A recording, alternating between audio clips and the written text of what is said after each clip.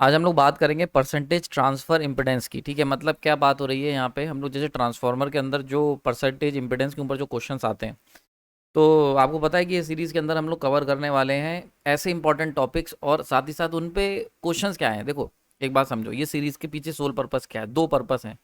अगर मैं टॉपिक जो एग्जाम में पूछा जा रहा है, मतलब जितना पेपर में ज़रूरी है उतने पॉइंट्स हम इस लेक्चर के अंदर कवर करेंगे। हम यहाँ पे ये सब नहीं बताएंगे कि भाई इसका घर क्या आता है, इसकी गृहस्थी क्या आती, नहीं। हम बस ये बताएंगे कि ये टॉपिक के ये इंपॉर्टेंट पॉइंट हैं जिन पे क्वेश्चन आए हुए हैं। ठीक है, तो बहुत ही ज़्यादा पिन पॉइंट फोकस हमने कर रखा है एई और जेई एग्जाम्स में जो कॉन्सेप्ट पूछे गए। ये मैंने जो भी क्वेश्चंस लगाता हूँ प्रीवियस ईयर पेपर के आप लोगों के लिए, या ये जो यूथ पब्लिकेशन की सीरीज चल रही है, वहाँ से ये पॉइंट्स मैंने उठाए। मैंने देखा कि यार इस टॉपिक पे ये क्वेश्चंस इस टाइप से पूछे गए हैं, तो वहाँ से ये लेक्चर्स की सीरीज तैयार हो रही है। तो इसीलिए मैंने इसको क्रैश कोर्स नाम का टॉपिक दे दिया है। ठीक है, तो आप जितने भी ये टॉपिक यहाँ पे देखेंगे, थोड़ी थ्योरी बताऊंगा मैं, मतलब जो काम की है, और डायरेक्टली कुछ क्वेश्चंस कराऊंगा और तुम्हारा ये टॉपिक डन हो जाएगा। ठीक, क्विक रिवीजन के लिए बहुत हेल्पफुल है। चलो स्टार्ट करते हैं।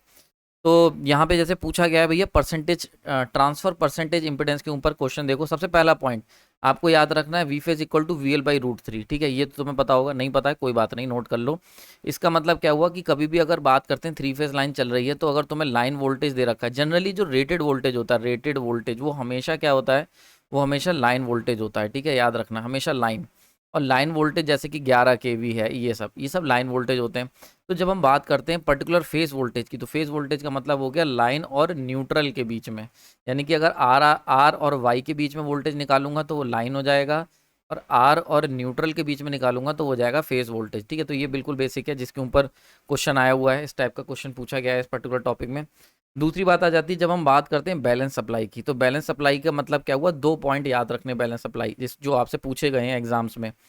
पहला, अगर सप्लाई बैलेंस्ड है तो जितने भी फेज वोल्टेज होंगे वो इक्वल होंगे मैग्नीट्यूड के। याद है ये वाली साइकिल बनाते हो, आर वाई बी, तो देखो ये सब के सब का जो मैग्नीट्यूड है वो क्या है, बराबर है। तो जितने भी वोल्टेज हैं वो सब के सब मैग्नीट्यूड बराबर होगा, और सब के सब एक दूसरे से 120 डिग्री के फेज डिफरेंस पे एग्जिस्ट करेंगे। तो अगर बैलेंस सप्लाई है, अगर ये सप्लाई अनबैलेंस्ड हो गई, अनबैलेंस्ड, तो इसको हम कवर करेंगे अगले टॉपिक, यानी कि जब मैं अभी पढ़ाऊंगा, तैयार हो रहा है सिमेट्रिकल कंपोनेंट। सिमेट्रिकल कंपोनेंट की जब हम बात करते हैं तो वहाँ पे अनबैलेंस सप्लाई की बात होती है। इसमें बैलेंस सप्लाई के ऊपर ही समझो। तो अगर सप्लाई बैलेंस्ड है तो ये दो कंडीशन जो होंगी वो फॉलो होंगी। ठीक है, क्लियर हो गया यहाँ पे। तो ये क्वेश्चन काफ़ी बार पूछा गया है जेई के एग्जाम्स में कि क्या क्या कंडीशनें होती हैं। एक और इंपॉर्टेंट पॉइंट यहाँ पे मैं बता दूं कि वी फेज जो है वो V L by root three तो होता ही होता है। साथ ही साथ अगर हम बात करते हैं फेज डिफरेंस की, तो याद रखना जो लाइन वोल्टेज है वो 30 डिग्री लीड करेगा फेज वैल्यू के। यानी कि जो भी लाइन वैल्यू होगी वो हमेशा 30 डिग्री के लीड करेगी फेज वैल्यू से, फेज वैल्यू से। ठीक है, ये बात बहुत याद रखना, इसके ऊपर भी डायरेक्ट क्वेश्चन आया था पेपर में। ठीक है, तो ये 3 पॉइंट आपको याद रखने हैं। नेक्स्ट हम लोग बात कर लेते हैं पर यूनिट सिस्टम की, जैसा कि परसेंटेज इंपिडेंस टॉपिक है। तो पर यूनिट सिस्टम में क्या होता है, पर यूनिट कैसे निकलता है, एक्चुअल डिवाइड बाई बेस। तो मान के चलते हैं तुम्हें अगर z का पर यूनिट निकालना है एग्जांपल के तौर पे, तो z पर यूनिट इक्वल टू z की actual value in ohms and z की बेस वैल्यू इन ओम्स। याद रखना, एक बहुत इंपॉर्टेंट चीज़ बता दूं, पर यूनिट जो वैल्यू होती है ये निकल के आती है पर यूनिट, इसका कोई ईमान धर्म नहीं होता। ये क्या है, दिस इज, इसकी जो यूनिट होती है पर यूनिट बेस की, वो पर यूनिट में होती है। ठीक है, पीयू में यूनिट निकल के आती है। तो जैसे लिखा होगा एग्जाम्पल के तौर पे 3 पर यूनिट है इम्पिडेंस। ठीक है, तुम्हारे पास जो मशीन है उसका 4 पर यूनिट इम्पिडेंस है, तो ये क्या है, पर यूनिट। तो इसीलिए जो पर यूनिट वैल्यू होगी उसकी जो यूनिट होगी वो पीयू होगी, लेकिन जो एक्चुअल वैल्यू है वो ओम में होगी, और बेस वैल्यू भी ओम में होगी। समझ में आ रही बात है, ये बात ध्यान से समझ लो। दूसरी बात, कोई भी चीज़ हो सकती है, मान के चलते हैं वोल्टेज की पर यूनिट वैल्यू निकालनी हो, तो क्या होगा, वोल्टेज एक्चुअल में कितना है डिवाइड बाई बेस कितना ले रहे हो, V base. This is simple per unit formula. यानी कि किसी भी चीज़ की तुम्हें अगर पर यूनिट वैल्यू निकालनी है तो एक्चुअल डिवाइड बाई बेस कर लो। ठीक है, क्लियर हो गया यहाँ पे। अब सबसे ज़्यादा पेपर में ये पूछा गया भाई साहब आपसे कि इम्पिडेंस की पर यूनिट वैल्यू क्या होगी। तो इम्पिडेंस की पर यूनिट के लिए हमें एक्चुअल वैल्यू तो दे रखी होगी, इसमें कुछ नहीं करना है, बेस वैल्यू निकालना जरूरी होता है। तो बेस जो इम्पिडेंस निकलेगा, this should be equal to the voltage जो तुम बेस वैल्यू में सेलेक्ट करोगे उसका स्क्वायर डिवाइड बाई केवीए या एमवीए, यानी कि अपरेंट पावर, वो जो तुमने बेस में सेलेक्ट करी। तो जनरली एक बात समझ लो ध्यान से, फॉर एग्जांपल दे रखा है कि हमारा 11 केवी का पावर ट्रांसमिशन लाइन जा रही है, जिसमें 100 वोल्ट एम्पेयर की हमने केवीए की 100 केवीए की हमने पावर को ट्रांसफर, अपरेंट पावर को ट्रांसफर कर रहे हैं, या रेटिंग दे रखी है। तो जनरली जो रेटिंग दी होती है, ध्यान से समझ लो, जनरली जो रेटिंग दी होती है this should be selected as base value. तो जैसे वोल्टेज की रेटिंग दे रखी 11 केवी, तो this should be the base value. ऐसे ही एपरेंट पावर की रेटिंग दे रखी, so this should be the base value S base. समझ में आ रही बात ये? तो एक बात अच्छे से समझ लो कि जब भी हम बात करते हैं रेटिंग की बात करते हैं, ठीक है, जब भी, तो जो रेटेड वैल्यू दे रखी होती है, rated voltage, rated apparent power, इसको हमेशा हम लोग क्या करेंगे, इसको ही हम लोग बेस वैल्यू की तरह ट्रीट करेंगे। तो यहाँ पे जनरली जो सबसे ज़्यादा पूछा जाता है कि भैया इम्पोर्टेंस की पर यूनिट वैल्यू निकालने का क्वेश्चन ये आया हुआ है सबसे ज़्यादा। तो इसमें सिंपली क्या है, जो एक्चुअल दे रखा है डिवाइड बाई बेस। अब बेस कैसे निकालेंगे, तो उसका फॉर्मूला ये होता है वी बेस का whole square divide by S base. ठीक है, क्लियर हो गया। एक चीज़ और बता दूं, यहाँ पे जो वी बेस दिया गया है this should be the rated value, या फिर कह सकते हो लाइन वैल्यू की बात हो रही है, याद रखना ये चीज़। तो जनरली क्यों, क्योंकि एक बात ध्यान से दो, कभी भी तुमने कोई क्वेश्चन पढ़ा होगा तो हमेशा याद रखना जो वोल्टेज रेटेड दिया होता है, 11 केवी की लाइन जा रही है, 33 केवी की लाइन जा रही है, याद आ रहा है? तो जो भी क्वेश्चन के अंदर जो वोल्टेज दिया होता है, ठीक है, वो हमेशा लाइन वोल्टेज दिया होता है या लाइन वैल्यू दी होती है। कभी ध्यान से क्वेश्चन, कोई भी क्वेश्चन पढ़ोगे तो हर जगह लाइन वोल्टेज, लाइन वैल्यू दे रखी होती। फेज की बात नहीं करते हैं जब हम लोग रेटिंग की बात करते हैं। जब भी रेटिंग डिसाइड होगी, चाहे वो सब स्टेशन की हो, ट्रांसमिशन लाइन की हो, ट्रांसफार्मर की हो, सब की सब लाइन वैल्यू में डिसाइड होती, लाइन वैल्यू में। तो इसीलिए जो वोल्टेज होगा वो क्या होगा, लाइन वैल्यू का ही हम लोग लेंगे। क्लियर होगा यहाँ पे, समझ में आ गई? तो एक एग्जांपल के तौर पे अभी देखते हैं, करके देख लेते हैं। तो फॉर एग्जांपल ये तुम्हें दे रखा है कि रेटेड जो एपरेंट पावर है वो 100 MVA है, रेटेड वोल्टेज 11 केवी दे रखा है, तो बेस इम्पिडेंस क्या होगा? ठीक है, तो बेस इम्पिडेंस निकाल लेते हैं। तो जेड बी इक्वल टू कितना होगा, Z B equal to V base का whole square divide by S base. तो वी बेस इसको चुन लेते हैं, तो यानी कि 11 का होल स्क्वायर, 11 केवी है तो कैंसिल आउट हो जाए, केवी की टेंशन मतलब, ठीक है, डिवाइड बाई 100 MVA, ठीक है, इंटू 10 की पावर 6। और केवी का स्क्वायर करोगे तो ये भी इंटू 10 की पावर 6, तो ये कैंसिल हो गए और ये आ जाएगा तुम्हारा 121 डिवाइड बाई 100। ठीक है, क्लियर हो गया, यहाँ पे सिंपल हो गया। तो यानी कि यहाँ से क्या निकल के आ गया, सिंपली अगर मैं आपसे कहूँ कि जो हमने वैल्यू निकाली है कितनी निकल के आ गई, यहाँ पे तुम्हारी सिंपली आ गई वैल्यू आपकी 1.21। समझ में आ रहा है? This should be your Z, ये आ गई ओम्स में, ये आ गई जेड बेस। क्लियर हो रहा है? किसी भी तरह की कोई डाउट नहीं होना चाहिए इसमें कि कैसे ये निकला, कोई दिक्कत नहीं होनी चाहिए। ठीक है, समझ में आया? तो 1.21 ओम याद रखना। इंपॉर्टेंट चीज़, एक क्वेश्चन आया था, मैं पेपर देख रहा था, किसी एग्जाम में आया था जेई के, कि पूछ लिया गया था कि जो जेड बेस, जो बेस वैल्यू लेते हैं पर यूनिट में, उसकी यूनिट क्या होती है, याद रखना उसकी यूनिट हमेशा ओम्स में होगी। इसीलिए मैंने यहाँ लिखवाया था, एक्चुअल भी ओम में, बेस भी ओम में। ठीक है, तो जो बेस वैल्यू लोगे जब भी किसी उसकी, तो हमेशा वो भी ओम्स में ही आएगी। क्लियर हो गया, ये चीज़ सिंपल हो गई होगी। नेक्स्ट नेक्स्ट यहाँ पे दे रखा है कि अच्छा एक बात समझ लो, जब हमने अभी पीछे सीखा कि जेड पर यूनिट जो होगा, ठीक है, is equal to Z actual divide by Z base. अब बेस ओम में, एक्चुअल वैल्यू ये भी ओम में, और जो जेड पी हुआ ये तुम्हारे पर यूनिट में होगा। ये चीज़ हमने पीछे सीख ली थी, कोई दिक्कत नहीं। कभी कभी एग्जाम में क्या होता है, कुछ क्वेश्चंस मैंने देखा था, तुम्हें एक्चुअल वैल्यू तुमसे पूछ ली जाएगी कि भैया एक्चुअल वैल्यू क्या है। जैसे कि ये वाला क्वेश्चन है, ये एग्जाम में आया हुआ था, तो एक्चुअल वैल्यू क्या होगी, तो इस एक्चुअल वैल्यू को निकालना सीख लेते हैं। तो सिंपली एक्चुअल अगर निकालनी है, यानी कि इसकी बात हो रही, तो इसको क्रॉस मल्टीप्लाई कर दो, आंसर हो जाएगा। तो जरा निकालते हैं। तो भाई साहब हमें जेड पर यूनिट 8% दे रखा है, तो जेड पर यूनिट 8% का मतलब हो गया 0.08 पर यूनिट में है। ठीक है, ध्यान रखना इसकी यूनिट पर यूनिट ही रहेगी। ठीक है, अच्छा, और एस बेस, इसी को बेस सेलेक्ट कर लेंगे, और तो कुछ है नहीं, तो 30 kVA है। ठीक है, वोल्टेज की वैल्यू, इसको भी बेस ले लो, कितना है, 2500 दे रखा है। एंड जेड एक्चुअल आपसे पूछा गया है, एक्चुअल बता दो, ये पूछा गया है। ठीक है, तो जेड एक्चुअल इक्वल टू कितना होगा, Z per unit into Z base. ठीक है, बहुत बढ़िया। अब पर यूनिट कितना दे रखा है, पर यूनिट तुम्हें 0.08 दे रखा है, बेस और निकाल लो। तो जेड बेस अभी पीछे निकाल के बताया था कैसे निकलेगा, वी बेस का whole square divide by S base. तो 2500 का whole square divide by 30 into 10 की पावर 3 इस। ठीक है, क्लियर हो गया, यहाँ पे समझ में आ रहा होगा। तो इसको अगर सॉल्व कर लोगे तो ये निकल के आएगा 208.33 ohm. This should be the base value. अब ये जो वैल्यू आई है इसको यहाँ पुट कर दो, तो आंसर क्या निकल के आएगा एक्चुअल का, 0.08 इंटू 208.33, एंड इसको सॉल्व कर लोगे तो 16.667 ohm. This should be your actual value. समझ में आ रहा है? तो ये जो सीरीज है इसकी खासियत पता है क्या है, ये जो सीरीज मैंने शुरू करी है, दो खास बातें हैं सीरीज की।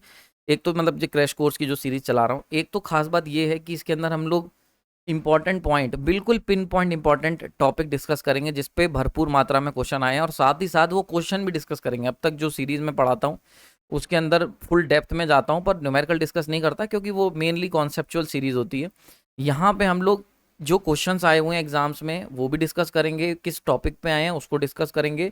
और एक जो तुम लोगों के लिए है, कमेंट सेक्शन में जब तुम कमेंट डालोगे कि सर ये टॉपिक भी कवर कर दो इसी तरीके से, तो उसी के बेसिस में अगली टॉपिक या अगली सीरीज उठाऊंगा। तो कमेंट भरपूर मात्रा में डालो, अच्छा लग रहा है उसको भी बता दो, और जो अगला टॉपिक तुम्हें चाहिए इसी तरीके से मैं शॉर्ट में प्रिसाइज कर लूँ।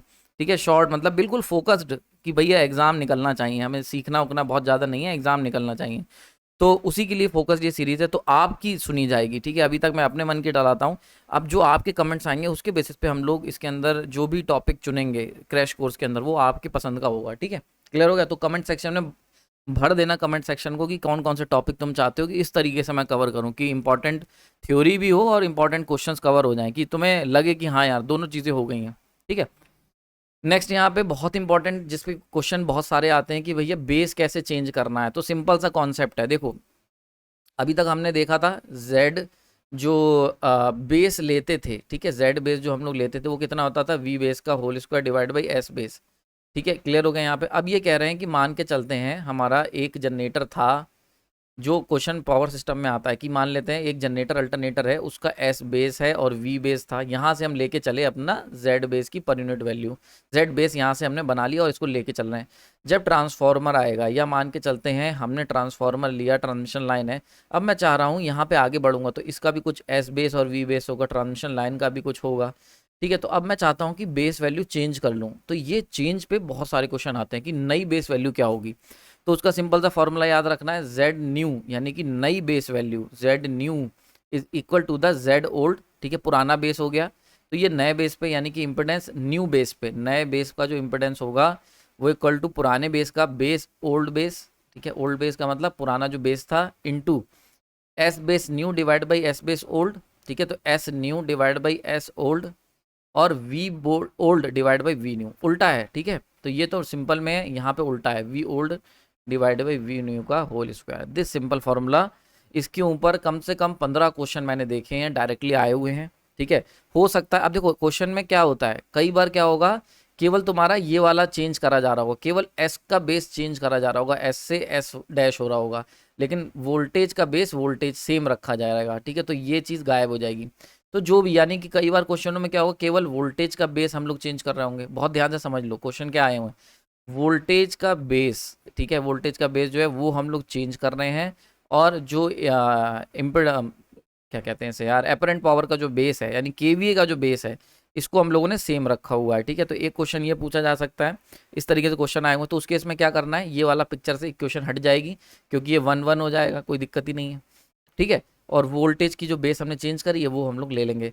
कई क्वेश्चनों में क्या होगा कि वोल्टेज का बेस जो होगा वो हम क्या करेंगे, सेम रखेंगे, और केवीए का जो बेस है एस, इसको हम लोग क्या करेंगे, चेंज कर देंगे। ठीक है, समझ में आ रहा है? तो एक को चेंज करेंगे, एक को सेम रखेंगे, तो वो क्वेश्चन भी सिंपल क्या होगा, उसमें ये हट जाएगा और ये 1 हो जाएगा, 1 1, और ये चेंज हो जाएगा। ठीक है, करके देखते हैं, करने से पता चलेगा। तो जरा देखते हैं, मान के चलते हैं कोई जनरेटर है जिसके अंदर हमने 1000 केवीए के ऊपर बेस पे अगर पर यूनिट वैल्यू 5% है, अब ये बेस बदल के 2500 केवीए कर दिया है, तो अब जो पर यूनिट वैल्यू होगी वो क्या होगी। ठीक है, तो ये जेड पर यूनिट न्यू नई पूछी जा रही है, इक्वल टू क्या होगी, तो ये होगी जेड पर यूनिट जो ओल्ड थी, ठीक है, ओल्ड वाली, इनटू जो चेंज हमने करा है, तो S new divide by S old. Simple, समझ में आया? देखो ये वाला फॉर्मूला इतना यूज कर लिया, क्योंकि इस क्वेश्चन में वोल्टेज के बेस की कोई जानकारी नहीं दी हुई, तो वोल्टेज का बेस ये वाला, इसको हम लोग सेम मान के चलेंगे, तो 1 1 कोई दिक्कत नहीं है, इनटू 1 डिवाइड बाई 1 का होल स्क्वायर, तो इसलिए इसको 1 डिवाइड बाई 1 ले लेंगे, कोई दिक्कत नहीं। समझ में आ रहा है? तो 1000 केवीए पे अगर पर यूनिट वैल्यू 5% थी, तो ये कह रहे हैं कि भैया नया जो बेस तुम चुन रहे हो यानी कि 2500, ठीक है, 2500 केवीए का जो आपने बेस चुना है इसके ऊपर क्या होगी। ठीक है, सिंपल सा क्वेश्चन है। क्वेश्चन समझ में आ गया? जरा सॉल्व करो, जल्दी से देखते हैं कमेंट सेक्शन में क्या है, कोई आंसर निकाल पाएगा तुम में से। बहुत ही सिंपल क्वेश्चन है, गलती नहीं होनी चाहिए, फटाक से करो इसे। ठीक है, कमेंट सेक्शन में आंसर डाल देना, मैं यहाँ पे सॉल्व कर रहा हूँ। ठीक है, वीडियो पॉज कर दो, जो लोग कर रहे हैं इसको सॉल्व करो, आंसर लिखना। ठीक है, अब देखो इसमें क्या करना है, तो जेड पर यूनिट ओल्ड क्या है 5% है, तो इसको 5 ही ले लेना है। वैसे तो 0.05 ले सकते हैं, डिपेंड करेगा ऑप्शंस कैसे दिए हुए हैं। ध्यान रखना, अगर ऑप्शंस परसेंटेज में दिए हैं तो 5% का यहाँ पे 5% ही ले लेना। अगर ऑप्शंस तुम्हें पर यूनिट में दिए हैं, मतलब वैल्यू में, नॉर्मल वैल्यू में, पर यूनिट में, तो फिर यहाँ पे क्या होगा 0.05 लोगे। डिपेंड करेगा कि ऑप्शन किस में दिए हुए हैं, सिंपल। ठीक, तो क्योंकि ऑप्शन परसेंटेज में इसके दिए हुए थे, मैंने पूरा डाला नहीं है, तो इसीलिए हम लोग उसको परसेंटेज में ले लेंगे। तो 5 ओल्ड वैल्यू कितनी है, 5 आ गई, इंटू एस न्यू कितना है 2500, डिवाइड बाई पुराना कितना है 1000। सॉल्व कर लो, 1 2 1 2, तो यहाँ से निकल के आ जाएगा 12.5% इज द करेक्ट आंसर। ठीक है, क्लियर हो गया। जिन लोगों का आ गया होगा बहुत बहुत बधाई, बहुत ही सिंपल क्वेश्चन था, इसी टाइप के क्वेश्चन आते हैं। ओके, कुछ और क्वेश्चन मैंने लिए हैं, जैसे कि यहाँ पे देखो क्वेश्चन पूछा गया है कि भैया per unit impedance of line is x per unit. ठीक है, ये कह रहे हैं कि पर यूनिट जो इम्पिडेंस है एक्स है। ठीक है, एक्स पर यूनिट की वैल्यू है एक्स। अब क्या कह रहे हैं, बेस वोल्टेज को ट्रिपल कर दिया है, यानी कि वी बेस न्यू जो है वो कितना है 3 गुना कर दिया है वी बेस ओल्ड से, और जो एम का बेस है उसे डबल कर दिया है, यानी कि एस बेस न्यू जो है वो 2 टाइम्स कर दिया है एस बेस ओल्ड से। तो पूछ रहे हैं नया पर यूनिट इम्पिडेंस क्या होगा, तो X per unit new equal to X old into, अभी पीछे सीखा था S new divide by S old. ठीक है, into V old divide by V new का होल स्क्वायर, ये तो सीखा था हमने। तो पुराना वाला कितना है एक्स है, एक्स लिख दिया। अब बेस एस में क्या चेंज करा है 2 टाइम्स कर दिया है, तो इंटू 2 डिवाइड बाई 1, 2 टाइम्स कर दिया है, सिंपल है। ठीक है, इंटू यहाँ पे क्या करा है 3 गुना कर दिया है, 3 गुना कर दिया है, तो यानी कि नया वाला कितना है 3 गुना है ऊपर वाले के, तो 1/3 का होल स्क्वायर। सॉल्व कर लो यार, तो 2 डिवाइड बाई 9 इंटू एक्स, तो 2/9x, तो third one is the correct option. समझ में आ गया होगा। नेक्स्ट क्वेश्चन की बात कर लेते हैं। सिंक्रोनस जनरेटर जिसका 11 kV 50 MVA जो है वो हम लोगों ने रेटेड दे रखा है, और पर यूनिट इम्पिडेंस 0.02 है। ठीक है, तो Z पर यूनिट कितना दे रखा है 0.2 पर यूनिट, अपने ही बेस पे है, यानी कि ये है इसका ओरिजिनल बेस वैल्यू। ठीक है, इसी के ऊपर हमने पर यूनिट वैल्यू निकाली है। अब ये कह रहे हैं कि इम्पिडेंस जो है वो हमने इसको रिफर कर दिया है 22 kV एंड 150 MVA बेस पे, तो वो कितना होगा, यानी कि Z न्यू निकालना है इसमें। ठीक है, तो ये और करके दिखा दे रहा हूँ। तो Z न्यू इक्वल टू कितना होगा Z ओल्ड, ठीक है, into S new divide by S old into V old divide by V new का होल स्क्वायर, यही तो है। तो वो पुराना वाला कितना है 0.2 है, इंटू नया बेस कितना हो गया, तो S new 50 150 divide by old कितना था 50 था, नया वाला 150 है ना, नया बेस 150 है, पुराना बेस 50 था, लिख दिया। नया बेस 22 है, पुराना बेस कितना था 11। ठीक है, सॉल्व करो इसका आंसर, जल्दी से बताओ कमेंट सेक्शन में। थोड़ा सा कमेंट सेक्शन को एक्टिव रखो यार, क्वेश्चन वोश्चन करते रहो, जरा करो, जरा पॉज करके जल्दी से इसको। ठीक है, फटाक से करो इसको सॉल्व, विद इन 2-3 सेकंड में इसका आंसर निकल जाना चाहिए। बहुत ही सिंपल है, कोई कैलकुलेटर की ज़रूरत नहीं पड़ेगी। मैं यहाँ सॉल्व कर रहा हूँ। ठीक है, तो ये 2 टाइम्स हो गया, ये 3 गुना हो गया, तो 0.2 इंटू 3 डिवाइड बाई 2 का स्क्वायर, यानी कि आ गया 4। ठीक है, कोई दिक्कत नहीं होनी चाहिए। अब अगर हम इसको 2 का स्क्वायर हो गया, नीचे आ गया हमारे पास 4 आ गया, इसको भैया सॉल्व कर लो। तो ये तुम्हारा निकल के आएगा 2 जा, तो 0.15 इज द करेक्ट आंसर, यानी कि ये fourth one is the correct option, 0.15 per unit इसका आंसर होगा। ठीक है, क्लियर हो गया। नेक्स्ट क्वेश्चन की बात कर रहे हैं, per unit impedance of a transformer is. ना ये एक बढ़िया क्वेश्चन था, इसीलिए मैंने इसको डाला है। ये कह रहे हैं जो पर यूनिट इम्पिडेंस है ट्रांसफॉर्मर का, वो क्या अगर हम उसको प्राइमरी साइड और सेकेंडरी साइड पे अगर नापेंगे तो क्या चेंज आएगा। तो मान के चलते हैं ये प्राइमरी साइड है, ये सेकेंडरी साइड है। वो कह रहे हैं कि अगर हमने इधर पर यूनिट निकाला और इधर पर यूनिट निकाला तो कौन सा ज़्यादा आएगा। तो आंसर है दोनों सेम होते हैं, ध्यान रखना, चाहे हम प्राइमरी पे निकालें या सेकेंडरी में निकालें। ठीक है, तो Z पर unit primary side equal to Z पर यूनिट सेकेंडरी साइड। बहुत क्वेश्चन आते हैं, गेट तक में इसके ऊपर क्वेश्चन आया हुआ है, ध्यान रखना इस सिंपल कॉन्सेप्ट पे। तो पर यूनिट इंपेडेंस चाहे तुम प्राइमरी साइड का ट्रांसफॉर्मर निकालो या सेकेंडरी साइड का, भैया सब कुछ सेम होता है, क्योंकि टर्न्स वंस ना उसी के अकॉर्डिंग चेंज हो जाते हैं।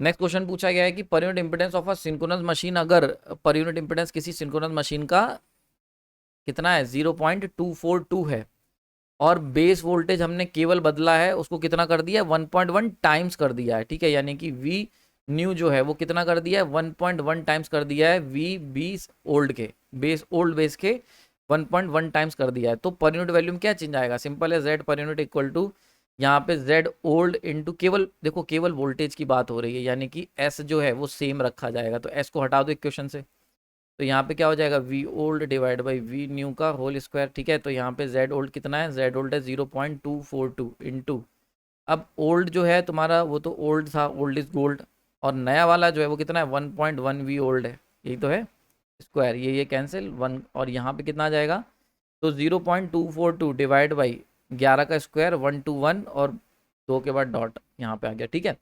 अब इसको अगर सॉल्व कर लोगे, इसको सॉल्व करोगे तो भाई साहब आपका आंसर निकल के आएगा 0.2 पर यूनिट। तो fourth one is the correct option. समझ में आ रहा है, करके देख लो यहाँ पे, क्लियर हो रहा है। यहाँ पे देखो, जब भी अगर तरीका क्या होता है, जैसे तुम्हें मैंने क्वेश्चन करा रहा हूँ तो क्या करो, जैसे ही क्वेश्चन दूं वहीं पर रोक दो और नीचे सॉल्व करो, और जब सॉल्व होके आ जाए तब नीचे कमेंट सेक्शन में ऑप्शन डाल दो कि सर मेरा आंसर 4 आ रहा है, मतलब 0.2 आ रहा है, उसके बाद प्ले करके देखो कि क्या यही आ रहा है या नहीं। भी कमेंट तुम्हें नहीं करना है कि नहीं सर का चैनल प्रमोट नहीं होना चाहिए, ये वीडियो आगे नहीं बढ़ना चाहिए, किसी को कहीं ना पहुंचे ये वीडियो, चैनल भी यहीं रुक जाए, तो मत डालो कमेंट, ठीक है, कोई दिक्कत नहीं, कमेंट सेक्शन में कमेंट ना करो, लेकिन अपने कॉपी पे जब निकाल लोगे तो 0.2 अगर आ रहा है तब प्ले करो, देखो कि क्या सर का भी यही आ रहा है कि सर ने तो कोई गलती नहीं करी है, और गलती है तो भी कमेंट में बता दो यार, ठीक है, कई बार कैलकुलेशन मिस्टेक हो जाती है। तो आई होप समझ में आ गया होगा यहाँ पे। तो इतना ही रखते हैं, आई होप आपको आज का लेक्चर पसंद आया होगा। इसके अंदर मैंने जो इंपॉर्टेंट टॉपिक हैं, पर यूनिट इम्पोर्टेंस के ऊपर जो क्वेश्चंस आए हुए हैं, जितने भी जेई और एई एग्जाम्स में जनरली जो पूछे जाते हैं, वो लगभग मेजॉरिटी मैंने कवर कर दिया है। बाकी जो ऐसे स्पेसिफिक क्वेश्चन है वो हम लोग यूथ पब्लिकेशन की जो सीरीज चल रही है वहाँ पे कवर करेंगे। तो टॉपिक वाइज जो है वो यहाँ पे कवर हो गया होगा। इस शॉर्ट वीडियो के अंदर लगभग मैंने सारे कॉन्सेप्ट जो पर यूनिट के थे, जो देखो एग्जाम में आते हैं, पर यूनिट एक बहुत बड़ा यूनिट है, और इसके लिए तो पूरी सीरीज मेरे को चलानी पड़ेगी, तो इसलिए उसके लिए आपको थोड़ा सा इंतजार करना पड़ेगा कि पर यूनिट क्या होता है और क्यों लेते हैं, क्या सिग्निफिकेंस है, इन सब थ्योरेटिकल कॉन्सेप्ट के लिए सीरीज देखो। और एमसीक्यू जिस टॉपिक पे आए हैं वो मैंने इस लेक्चर में कवर कर दिया है, ठीक है। तो अगर इतना देख जाते हो तो पर यूनिट के ऊपर कोई क्वेश्चन आएगा तो गलत नहीं होगा, ठीक है। पसंद आया तो लाइक और कमेंट जरूर करना, थैंक यू। हाँ, एक चीज़ और समझ लो, इसकी जो कलर्ड पीडीएफ है, कलर्ड पीडीएफ तो यार वैसे ही ब्लैक एंड व्हाइट है, इसकी जो पीडीएफ नोट्स हैं वो आपको प्राइम ग्रुप में मिल जाएगी, ठीक है। तो वहाँ जाके ज्वाइन कर लो, पीडीएफ सारे लेक्चर्स की और जितने भी ये क्रैश कोर्स मैं करवा रहा हूँ इन सब की पीडीएफ वहीं पर मिलेगी। Thank you.